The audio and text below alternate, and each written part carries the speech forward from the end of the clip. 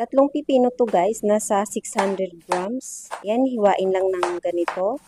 Tapos, pwede rin tanggalan yung mga buto nito guys para hindi matubig yung salad. Pagkatapos hiwain, ay lipat lang ito sa malaking lagayan. Next, na hiwain ay sibuyas. Hiwain lang din ng medyo maliit.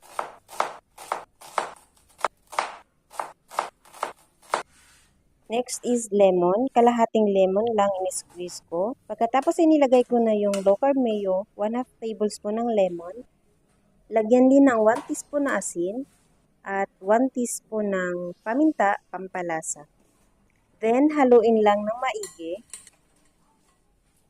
Ito na ang ating low carb cucumber salad. Try nyo na rin gumawa nito guys. Masarap na, low carb pa.